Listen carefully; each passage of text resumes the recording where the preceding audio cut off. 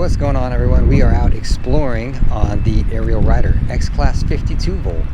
Amazing little bike. It's like basically an electric miniature motorcycle. That's kind of the feeling you get when you ride it. You really don't end up pedaling it that much. And I just raised up the handlebar stem to give it a more upright, comfortable seating position. I like it a lot better. I'm really happy that I did that. I know some people don't like the look. You know, they want the low handlebars. I prefer them up tall like that. It's so much more comfortable. Now the next problem is I need a new seat because I have really long legs. So when I sit on the seat, like I basically sit on this bump. I need the elongated seat, but it's like always out of stock. Maybe I'm thinking about custom building my own seat actually, and then integrating my rear view camera into the back of the seat. You can see I got my giant display screen there that shows me everything that's behind me. But I don't know what this is. They're like reflectors that are on sticks. I don't know if it's supposed to be like a field of flowers. I haven't quite figured it out, but it's in the middle of town. Thought it was interesting, so we stopped to take a look. But this bike is so much fun, so powerful. On this one, I actually don't feel that out of place on the sidewalk, given how fast it is. I mean, it goes like 34 miles an hour, but it doesn't feel like I shouldn't be on the sidewalk with it because you can pedal it and it's nice and easy like this. I just keep it in pedal assist 1. Pretty much never take it out of that because when I'm doing this, it's the perfect amount of power. And then when I need to light it up, I just twist the throttle, and then you've got tons. You got 2,000 watts actually. That's that peak output on this motor. It's crazy. This bike is super fun around town because you can keep up with like all the 25 mile an hour traffic really easily.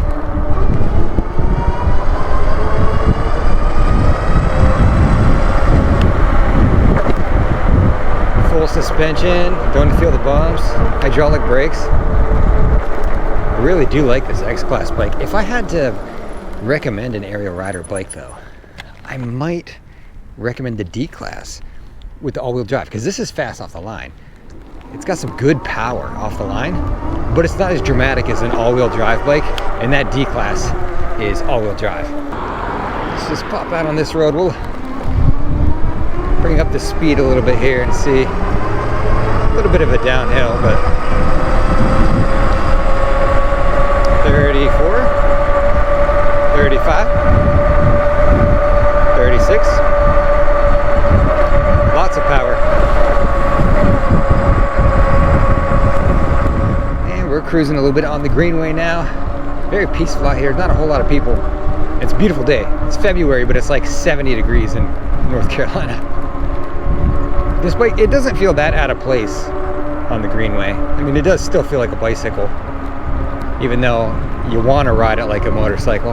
And I think, actually, I really think this bike would benefit from faster rolling tires. I think I may have to do that to it. Put on, you know, slicks, because I don't ever really off-road this thing. I don't really think it's one I would ever take for trail riding, really.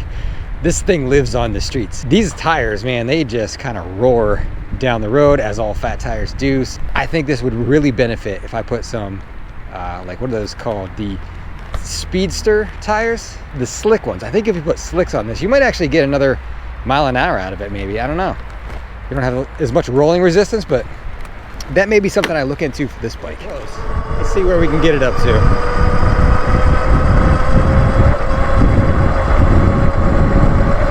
33, 34.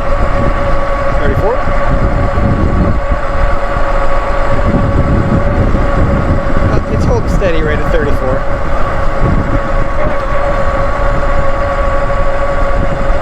Strong bike. Yeah, but this bike I think is just like the ultimate. If you were thinking about getting a small motorcycle, like a Grom or a Z125 Pro. I've had a Z125 Pro. I would take this bike over the Z125 probably any day.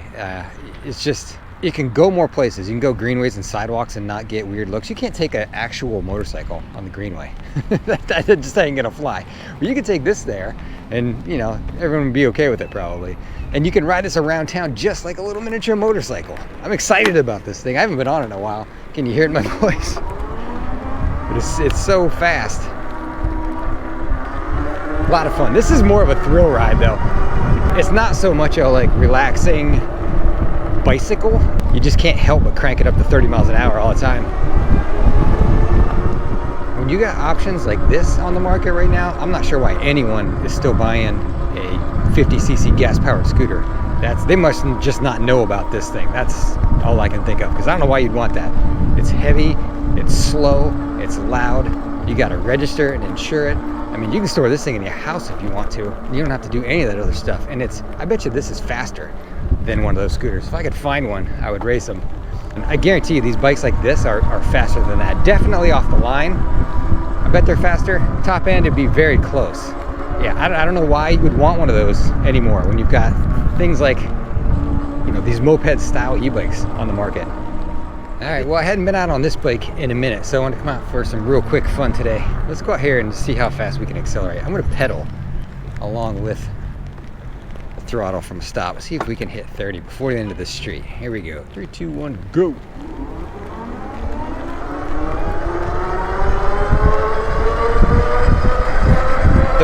Halfway down the street. So quick.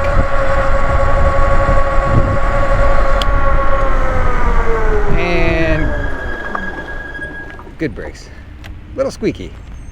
Guess I need to clean them a little bit. All right, everyone, I think that's all I got for today. So hope you enjoyed riding with me for this quick little ride. We got a nice downhill here. We'll end the video on a blast of throttle downhill.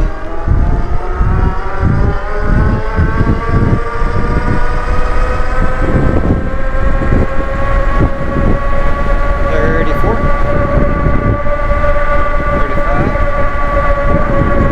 I mean, I don't think it went any faster than it does on the level ground there. Strong bike though.